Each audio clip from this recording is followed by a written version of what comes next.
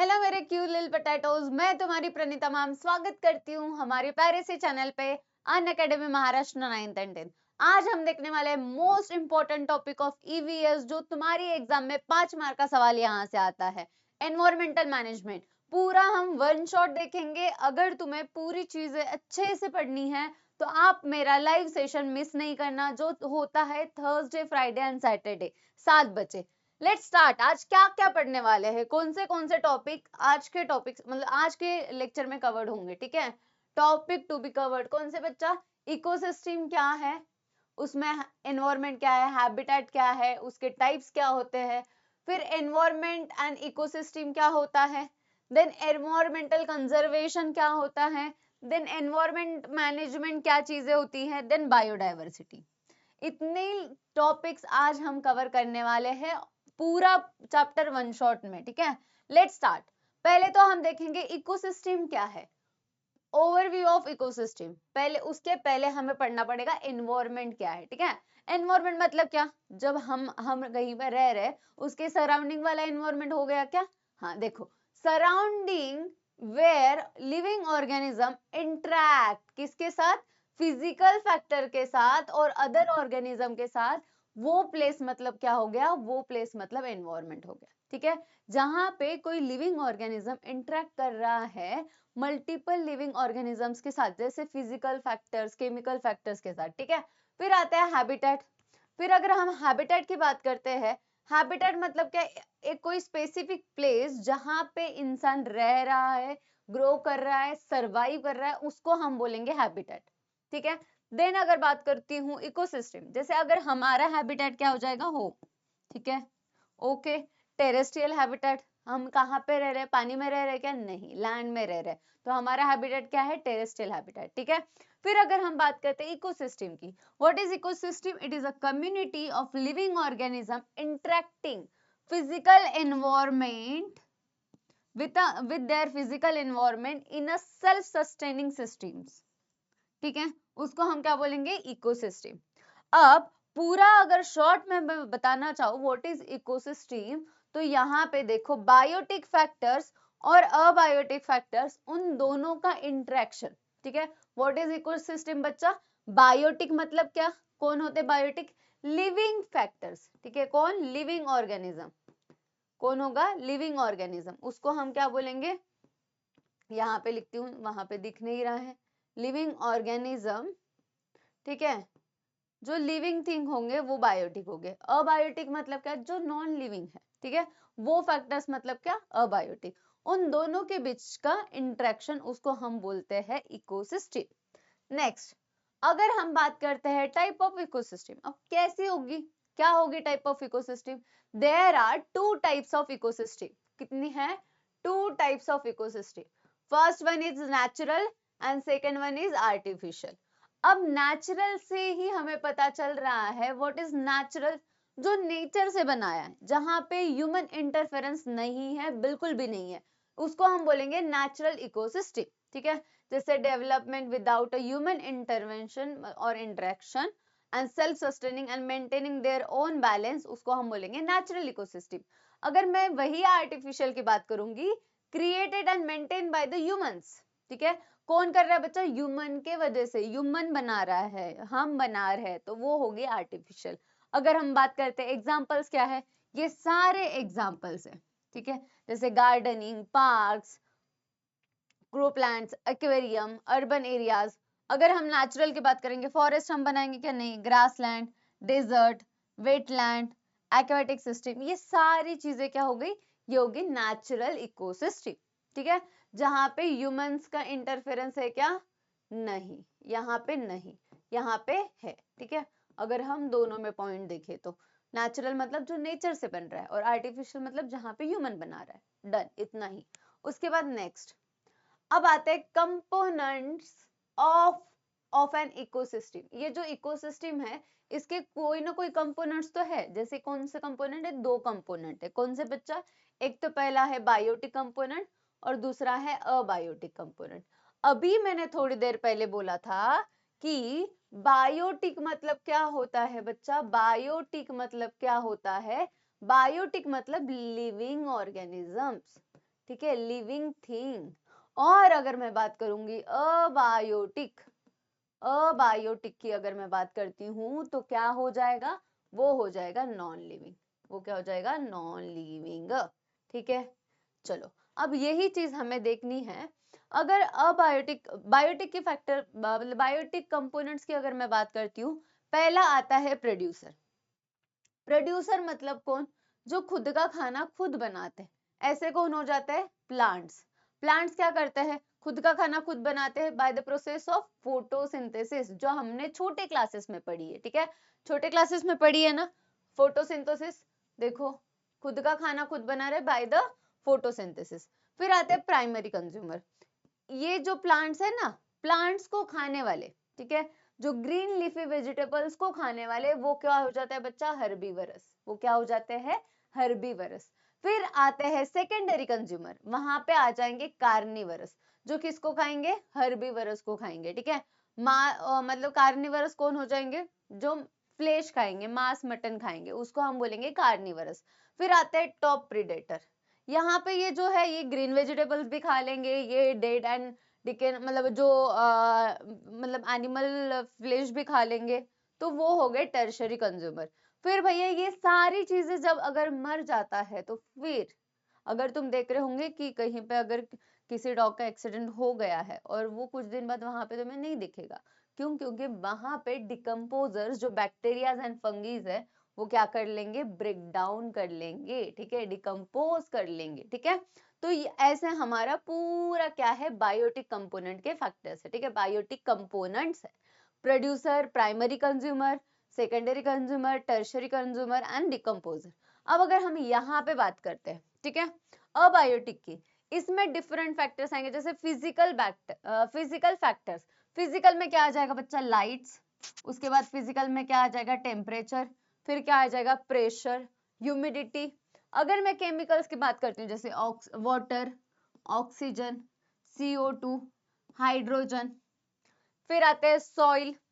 Soil में क्या, soil का कंपोजिशन क्या है, उसका पीएच लेवल क्या है, उसके न्यूट्रिएंट क्या है। फिर आता है एटमॉस्फेरिक कंडीशन की, विंड का पैटर्न क्या है, प्रिसिपिटेशन, क्लाइमेट कैसा है, ये सारे क्या हो गए, अबायोटिक कंपोनेंट। यहाँ पे लिविंग ऑर्गेनिज्म की कुछ बात नहीं हो रही, नॉन लिविंग की बात हो रही। ठीक है, तो ये हमारे अबायोटिक कंपोनेंट्स। लेट्स गो, अब आते हैं आगे। ठीक है, अब तुम्हें ये सारे पीडीएफ्स अगर चाहिए और नोट्स अगर ये चाहिए, नोट्स, ठीक है, ये कहाँ पे मिलेंगे तुम्हें, हमारे डिस्क्रिप्शन में, चैनल के डिस्क्रिप्शन में टेलीग्राम लिंक है, वहां पे जाओ, वहां पे जाके ज्वाइन हो जाओ। ठीक है, वहां पे सारे नोटिफिकेशंस आते हैं, कौन सी क्लासेस है, कब है, पीडीएफ्स, नोट्स, PYQ सारा। ठीक है, नेक्स्ट, अब आते हैं फूड चेन। ठीक है, फूड चेन क्या है, जो ट्रॉपिक लेवल के लिए, ठीक है, एक second, sorry sorry sorry, okay, चलो आ रही है आवाज, अभी आ रही है,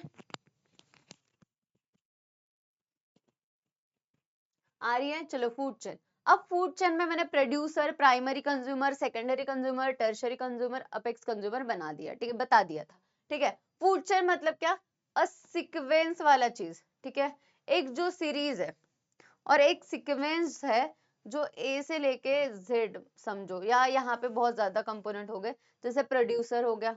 ठीक है, फिर आता है प्राइमरी कंज्यूमर, फिर आता है सेकेंडरी कंज्यूमर, फिर आएगा टर्शरी कंज्यूमर, फिर आएगा अपेक्स कंज्यूमर।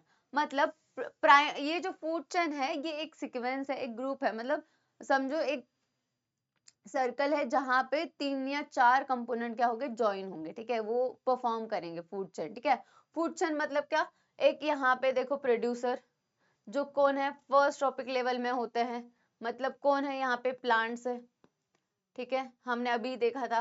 फिर प्राइमरी कंज्यूमर, इनको कौन खाता है बच्चा, इनको कौन खाता है, इनको कौन खाएगा, हर्बीवरस एनिमल। इनको कौन खाएगा, कार्निवरस एनिमल। इनको कौन खाएगा, ओमनिवरस भी बोल सकते हो, जो दोनों खा रहे हैं। फिर यहाँ पे तो क्या है, डिकम्पोजर। इनके आगे तो, हाँ आगे तो डिकम्पोजर जाएगा। तो यहाँ पे ये फूड चेन तुम्हें याद रखनी है, ये एग्जाम में आती है कि फर्स्ट टॉपिक लेवल में कौन है, फिफ्थ टॉपिक लेवल में, या अपेक्स कंज्यूमर कौन है, तुम्हें क्वेश्चन आता है। ठीक है, देखो प्रोड्यूसर में कौन आ जाएगा, प्लांट्स। प्राइमरी कंज्यूमर में ग्रासहोपर, फिर फ्रॉग, फिर स्नेक, फिर ईगल और फिर डिकम्पोजर, जो यहाँ पे डायग्राम में भी दिया है, ठीक है। तो producer, primary consumer, secondary consumer, tertiary consumer and apex consumer, ऐसी चीजें तुम्हें याद रखनी है, एग्जाम में आती है, ठीक है। नेक्स्ट, अब बायोजियोकेमिकल साइकिल क्या होती है, देखो। अब जहां से जो हमारे एनवायरमेंट में बहुत सारी चीजें सारी खत्म हो जाती है, कि तुम्हें कभी सवाल आया होगा, इतना सारे लोग हैं, इतना ऑक्सीजन ले रहे, खत्म क्यों नहीं हो रहा है, ठीक है। तो क्यों नहीं हो रहा है, just because of biogeochemical cycle की वजह से, ठीक है। क्या होता है, within every ecosystem nutrient continuously, क्या nutrient cycle continuously cycle between the living organisms and their non-living physical environment through the chemical and biological process। कैसे होगा, अगर मैं गैसियस की बात करूंगी, कार्बन साइकिल, ठीक है, ये एटमोस्फियर, प्लांट्स एंड एनिमल्स के बीच में होगा। जैसे अगर रेस्पिरेशन कर रहे हैं, CO2 रिलीज कर रहे हैं, फोटोसिंथेसिस में हमें ऑक्सीजन मिल रहा है, उसके बाद कंबंशन एंड डिकम्पोजिशन, यहाँ से भी हमें गैसेस मिल रही है। तो ये हो गया गैसेस, जहां पे हम यूज भी कर रहे हैं, और देखो क्या हो रहा है, एक्सचेंज हो रहा है, मतलब बन रहा है फिर से, ठीक है। उसके बाद अगर हम नाइट्रोजन साइकिल बोलेंगे, जहाँ पे 78% ऑफ एटमोस्फेरिक नाइट्रोजन, ये फिक्स कौन करता है, बैक्टीरियाज, ठीक है। प्रोसेस होता है डीनाइट्रिफिकेशन का, जो रिटर्न आ जाएगा फिर तुम्हारा नाइट्रोजन वापस। उसके बाद अगर ऑक्सीजन साइकिल बोलेंगे, फोटोसिंथेसिस से हमें मिलता है, हम यूज करते हैं, ओजोन लेयर फॉर्मेशन के लिए काम आएगा। सेडिमेंटरी साइकिल, फॉस्फोरस साइकिल जैसे, stored in a rock and soil, weathering, release phosphate, ठीक है। उसके बाद सेडिमेंटरी साइकिल, इवापोरेशन होगा, ट्रांसपिरेशन होगा। ट्रांसपिरेशन कहाँ पे होता है, क्लास 9 में पढ़ा था, वाटर वेपर्स याद है, लीव्स से, ठीक है, तो वहां पे ट्रांसपिरेशन, कंडेंसन, प्रिसिपिटेशन, ये प्रोसेस होके हमें क्या मिलेगा, सेडिमेंटरी वाटर। तो ये तीनों, ये चारों पांचों प्रोसेस भी हमें क्या हो रही है, ये सारी बायोजियो साइकिल में आती है। ये इतना डिटेल में तुम्हारे बुक में नहीं दिया है, बट वहां पे ऐड किया है, तो मैं बता रही हूँ, ठीक है। अदरवाइज इस पे सवाल नहीं आता है, डोंट वरी।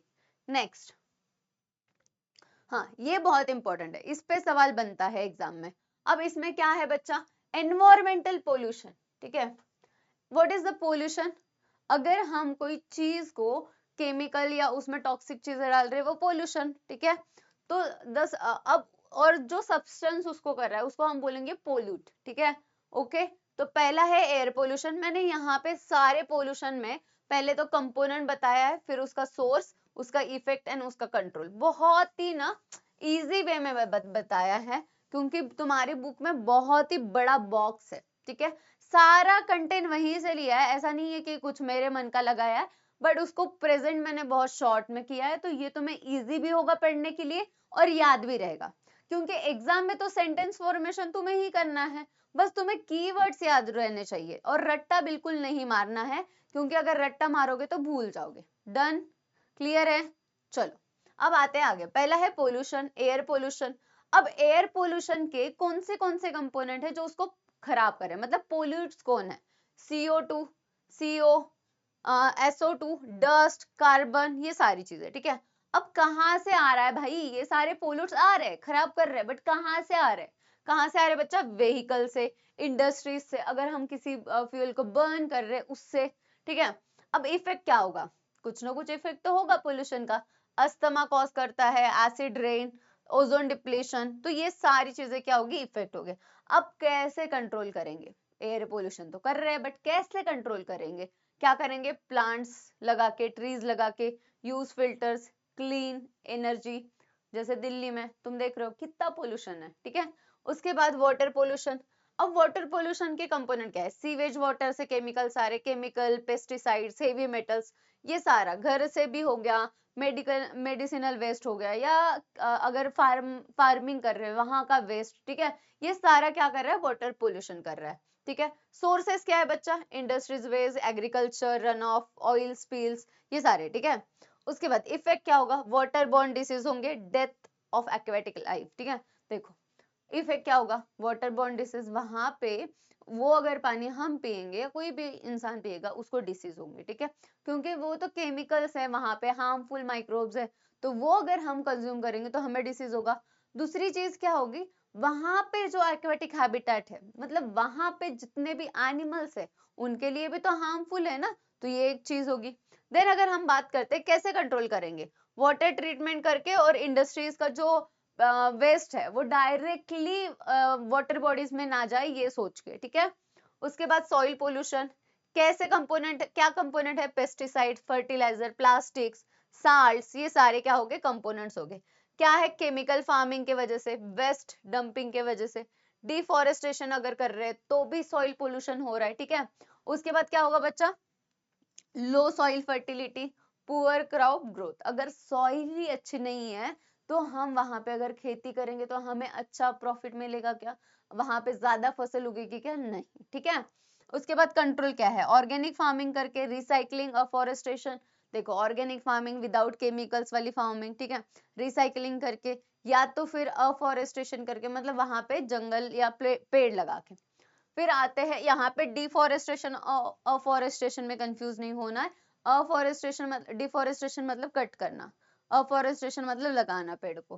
फिर आते हैं रेडियो एक्टिव पोल्यूशन। हाँ, ये सवाल बहुत ही ज्यादा इंपॉर्टेंट, ये हाईलाइट करके रखो, बाद में जाके भूलना नहीं है, दिस इज इम्पोर्टेंट।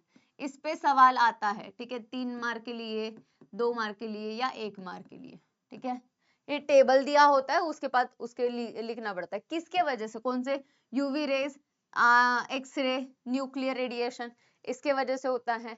क्या है, सोर्सेस क्या है, UV or man made X rays वगैरह, एटॉमिक प्लांट्स वगैरह, उसके वजह से क्या करता है, cancer, genetic changes, tissue damages, skin damage कर सकता है, आई इफेक्ट कर सकता है। तो ये इफेक्ट्स जो है ना, रेडियो एक्टिव पोल्यूशन के इफेक्ट्स एग्जाम में आएंगे, भले चाहे तुम्हारी प्री बोर्ड में आ सकते हैं या तो फिर तुम्हारी बोर्ड एग्जाम में भी आता है ये सवाल, ठीक है। तो ये करके ही जाना है। कंट्रोल क्या कर सकते हो, strictly nuclear regulations and radiation shielding, ठीक है, ये सारे हम क्या कर सकते हैं, उस पर कंट्रोल कर सकते हैं। तो ये हो गया हमारा पोल्यूशन के बारे में। व्हाट इज पोल्यूशन, अगर कोई हमारा एनवायरमेंट है उसमें अगर हार्मफुल सब्सटेंस जो डिसीज कॉज कर सकते हैं वो अगर मिक्स हो जाएंगे, मतलब क्या हो जाएगा, पोल्यूशन हो जाएगा। जो सब्सटेंस है उसको हम क्या बोलते हैं, पोल्यूट्स बोलते हैं, ठीक है। चलो नेक्स्ट, अब आते हैं एनवायरमेंटल मैनेजमेंट। देखो पूरा चैप्टर ना 3 चीजों में डिवाइडेड है। मोस्ट प्रोबेबली पहला है, फर्स्ट जो है जहाँ पे, फर्स्ट जो है जहाँ पे इकोसिस्टम के बारे में बताया है, ठीक है, इकोसिस्टम एंड ऑल। सेकंड वाला जो है, सेकंड वाला ये वाला पार्ट, एनवायरमेंटल कंजर्वेशन, मैंने पहले ही बताया शायद एनवायरमेंटल कंजर्वेशन के बारे में।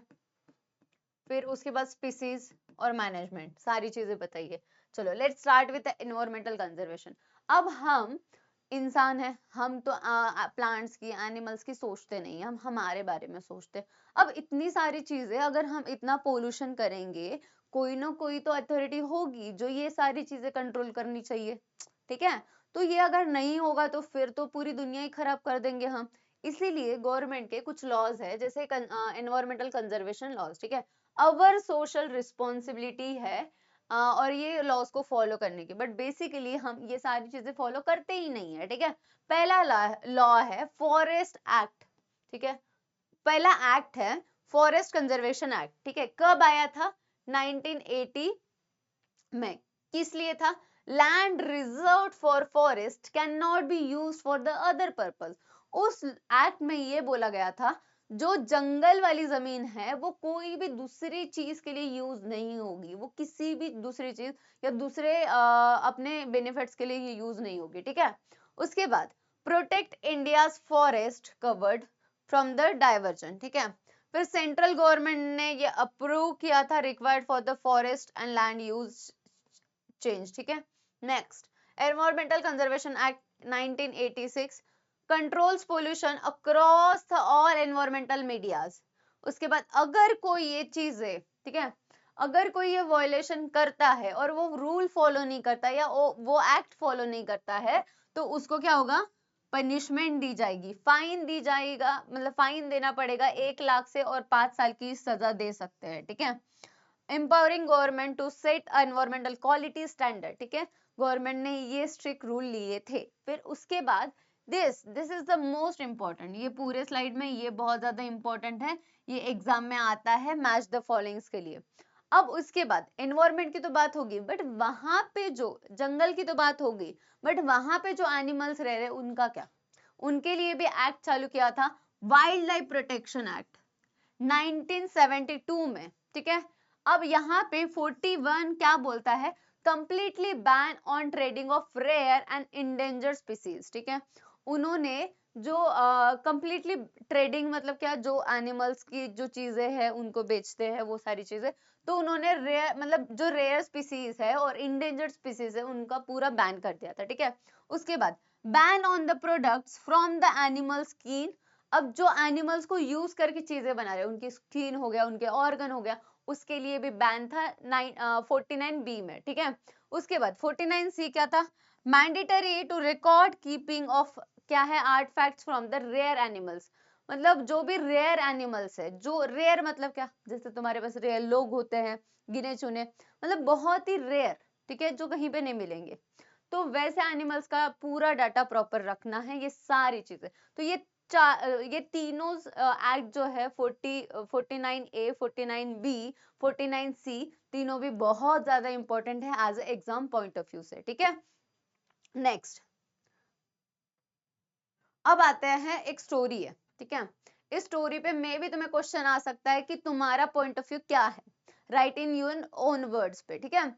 अब एक वहां पे जादव मोलाई करके सर थे, ठीक है। उनकी स्टोरी है the forest man of India करके उनको जाना जाता है। अब देखो 16 साल के थे, उन्होंने स्टार्ट किया था वर्किंग एज अ फॉरेस्ट में वर्कर इन आसाम, ठीक है। उसके बाद 1972 में मैंने पूरा फ्लो चार्ट बना दिया, जो तुम्हारा इतना बड़ा बुक में दिया है ना, उसको बहुत शॉर्ट एंड स्वीट में मैंने बताया है। 1979 में द फ्लोट कील एंड मेनी स्नेक्स, ठीक है, planted 20 bamboo sampling near his village, उन्होंने 20 बाम्बू के झाड़ लगाए, ठीक है। अब देखो ये अगर तुम्हें मतलब ये सारे नोट्स अगर तुम्हें पसंद आए हैं तो मुझे कमेंट करके बताना कैसे लगे, ठीक है। उसके बाद अगर तुम्हें और भी इसमें डेकोरेटिव और इंटरेक्टिव चाहिए रहेंगे तो मैं नेक्स्ट जो तुम्हारे चैप्टर्स हैं उनमें वैसे ही बनाऊंगी, ठीक है। चलो फिर उसके बाद 1979 में उसके आगे उन्होंने 200 हेक्टेयर अफॉरेस्टेशन किया। क्या किया बच्चा, अफॉरेस्टेशन मतलब क्या, प्लांट, क्या ट्रीज को लगाया उन्होंने, नहीं तो ऐसे नहीं बोलना कि हाँ उन्होंने कट किया है, बहुत सारे बच्चों को कंफ्यूजन होता है अफॉरेस्टेशन में, ठीक है।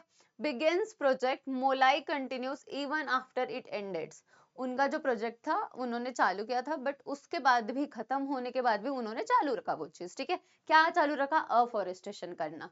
फिर continuous dedication transfer barren land to the, भाई साहब देखो 1316 करोड़ फॉरेस्ट उन्होंने कंटिन्यूअसली चालू रखा पेड़ को लगाना, ठीक है। उसके बाद the forest is now known as a Molai jungle, ठीक है। अभी वो जो बनाया है उन्होंने वो क्या हो गया, Molai jungle, home to the multiple elephants animals, ये सारी चीज जो एनिमल्स है उनके लिए होम हो गया इतना बड़ा जंगल, ठीक है। उनको ना अवार्ड मिला था, ठीक है, वो तुम्हें याद रखना है कौन सा है, Padmashri award for this contribution. इन्होंने इतना अच्छा काम किया था, जंगल लगाया मतलब जंगल बनाया इनडायरेक्टली बोल सकते हैं हम, ठीक है। इतने सारे पेड़ लगाए उन्होंने, तो इसलिए उन्हें पद्मश्री अवार्ड मिला, ठीक है। नेक्स्ट देखो अब बायोडायवर्सिटी कंजर्वेशन देखते हैं, this is also important slide, इस पे भी सवाल बनते हैं 3 मार्क के, ठीक है। जहां जहां से मैं सवाल बनते हैं वो सारे सवाल बता रही हूँ तुम्हें। उसके बाद देखो biodiversity refers as the tremendous varieties of life form on earth, all species, genetic variations, diversity, ecosystem सारी, ठीक है, essential for the ecosystem stability and life processes। पहली डाइवर्सिटी जो है वो जेनेटिक डाइवर्सिटी है। बायोडाइवर्सिटी मतलब है बता देती हूँ, मराठी में तो अपन बोलते हैं जैव विविधता, मतलब क्या, मल्टीपल लिविंग ऑर्गेनिजम्स, ठीक है, वेराइटीज ऑफ ऑर्गेनिज्म, जैसे अगर प्लांट है, प्लांट एक ही टाइप के है क्या, नहीं, मल्टीपल टाइप्स के, एनिमल्स मल्टीपल टाइप्स के, ठीक है। पहली है जेनेटिक डाइवर्सिटी, क्या होता है बच्चा, देखो यहाँ से तुम्हें ना पूरी ऐसी डायग्राम भी दी है मैंने, तो जो तुम्हें अच्छा लगे, ठीक है। क्या होगा, variation in gene and traits within a single species.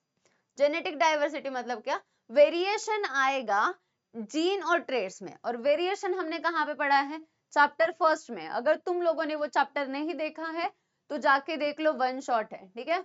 Next different individual possess different gene containing physical and behavioral variations.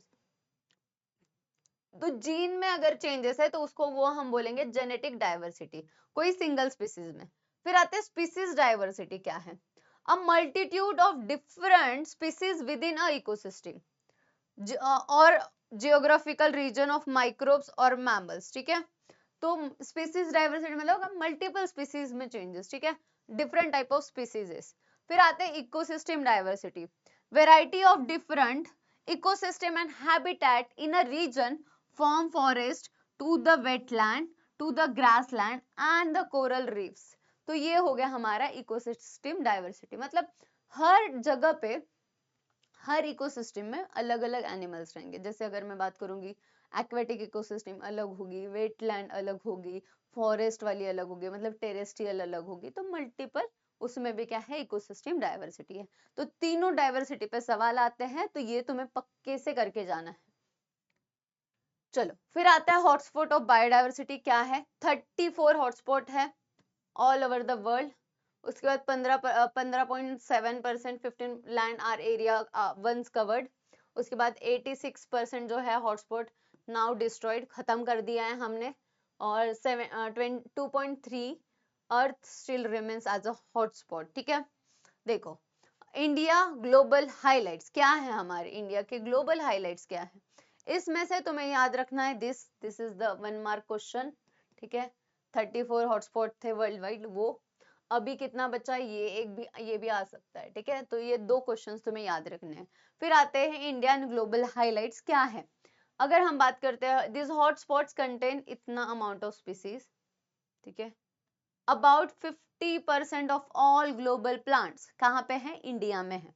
उसके बाद in India 135 threaten animal species and 85 are found in eastern forest. कहाँ पे बच्चा, eastern forest. Eastern Ghats contain इतना endemic species जो वहीं पे मिलेगी, ठीक है। एंडेमिक मतलब वहीं पे मिलेगी। उसके बाद world wide around 50,000 endemic plant species है। तो ये हो गया हमारा इंडिया एंड ग्लोबल हाइलाइट्स। अब अगर हम बात करते हैं IUCN, this is also important, इस पे भी सवाल आता है। IUCN में क्या बच्चा, compiled by IUCN global biodiversity assessment. Pink page जो है, अब तुम्हें यहाँ पे सवाल का क्या आएगा, पिंक पेज में क्या लिखा जाता है, ग्रीन पेज में क्या है। तो और लास्ट ईयर 22 मई का 2025 का ही सवाल है कि 22 मई में कौन सा मतलब क्या बोला, क्या सेलिब्रेट किया जाता है, ठीक है।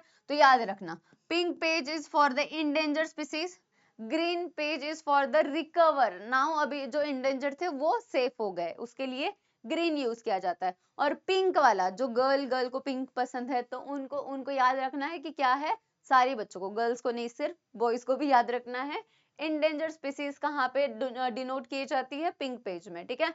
फिर वर्ल्ड बायोडाइवर्सिटी डे कब होता है, 22 मई, जो अभी आएगा आगे कुछ दिनों बाद, ठीक है। तो हमेशा याद रखना 22 May as a world biodiversity day. ये लास्ट ईयर क्वेश्चन आया था, तुम्हारे प्री बोर्ड्स में भी आ सकता है। नेक्स्ट अब आते हैं क्लासिफिकेशन ऑफ थ्रेटन स्पीसीज, जो कि क्या है, थ्रेटन है मतलब खत्म होने के इस पे है वो, ठीक है, डेंजर्ड में है।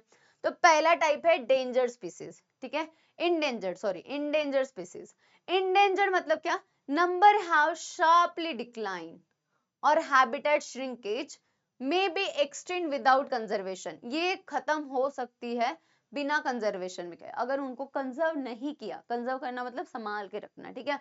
अगर उसको कंजर्व नहीं किया तो एग्जाम्पल तुम्हें याद रखना है lion tail monkey and lesser florican, ठीक है, ये याद रखना है। फिर आते हैं रेयर स्पीसीज, जो बिल्कुल छोटी सी जगह पे मिलेंगे, बिल्कुल कम जगह पे मिलेंगे और बहुत रेयर है, ठीक है, बहुत रेयर। स्मॉल पॉपुलेशन है, मेनी आर एंडेमिक, कुछ ही जगह पे मिलेंगे, many are prone to the rapid extinction, ठीक है, रैपिड एक्सटेंशन, जैसे रेड पांडा, मस्क डियर। तो इसके ना ये जो एग्जाम्पल है वो इंपॉर्टेंट है, वो MCQs के लिए आते हैं, एग्जाम्पल्स तुम्हें याद ही रखना है। अगर मैं बोलूँ रेयर स्पीसीज तो तुम्हें याद रखना है red panda and musk deer. अगर मैं बोलूँ इंडेंजर स्पीसीज तो लॉयन टेल मंकी तुम्हें याद रखना है। अब आते हैं वनरेबल डिसीजेस, सॉरी डिसीजेस नहीं, स्पीसीजेस, तो सॉरी, ठीक है। चलो number extremely low and still decreasing, खत्म हो रहा है, खत्म मतलब नंबर तो लो है और क्या हो रहा है बच्चा, और भी और खत्म हो रहा है, ठीक है, ऑलमोस्ट डिक्लाइन हो रहा है, डिक्रीज हो रहा है। Continuous decline is serious concern, अगर ऐसे ही कंटिन्यूअसली डिक्लाइन होता रहा, कम होता रहा, तो बहुत सीरियस कंडीशन होने वाली है, ठीक है, कंसर्न है। फिर एग्जांपल है टाइगर एंड लॉयन, ठीक है, एक था टाइगर याद रखना है, ठीक है, टाइगर एंड लॉयन।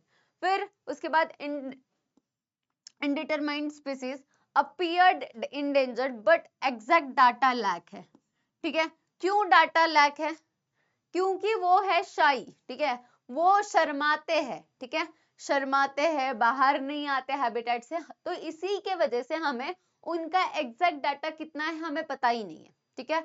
वो कौन सी है, इंडिटरमिनेट, याद रखना जाइंट स्क्विरल, ओके, ये कहाँ पे है, तुम्हें अगर भीमाशंकर पता होगा तो उधर वो वाले जंगल में है, ठीक है। तो शेकरू जो आपण मराठीमध्ये त्याला शेकरू पण म्हणतो, तर वो क्या होगा, इनडिटरमिनेट, ठीक है। चलो, तो ये हो गई हमारी स्पीसीज। नेक्स्ट, अब ये पूरे एनवायरनमेंट में मेरा रोल क्या है, ठीक है, मैं क्या करने वाली हूँ, क्या करूंगी मैं, हम जंगल तोड़ रहे तो फिर से तोड़ेंगे, पोल्यूशन कर रहे तो फिर से करेंगे, ये सारी चीजें करनी है हमें, ऑफ कोर्स यही करते हैं, बट मैं चाहती हूँ आज अ फ्यूचर में तुम बहुत बड़ा रोल प्ले करने वाले हो, तो अभी से ध्यान रखो, एनवायरनमेंट नहीं है, नेचर नहीं है, तो हम भी नहीं रहेंगे, ठीक है। तो इसीलिए उसको कंजर्व करना, उसको बहुत अच्छे से रखना, ये हमारी जिम्मेदारी है। तो what are the my roles, ठीक है, क्या रोल है मेरा, पहला तो मैं कंजर्व करूंगी, ठीक है, जितनी चीजें रह गई है मेरे पास तो वो क्या करूंगी, कंजर्वेशन, कंजर्वेशन अवेलेबल रिसोर्सेज, ठीक है, ऑफ यूज ऑफ नेचर, रुको मैं पेन चेंज कर लेती हूँ, कलर चेंज कर लेती हूँ, available resources, responsible for the use of nature, ठीक है।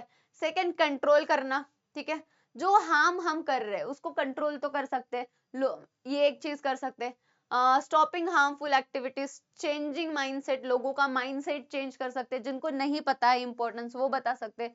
फिर प्रोडक्शन, ठीक है, क्या करें, रिवेइंग हार्म एनवायरनमेंट, अटेम्प्टिंग इन्वेशन, ठीक है, इन्वेंशन। उसके बाद प्रिजर्वेशन, क्या करेंगे, प्रिजर्विंग व्हाट एवर रिमेन्स।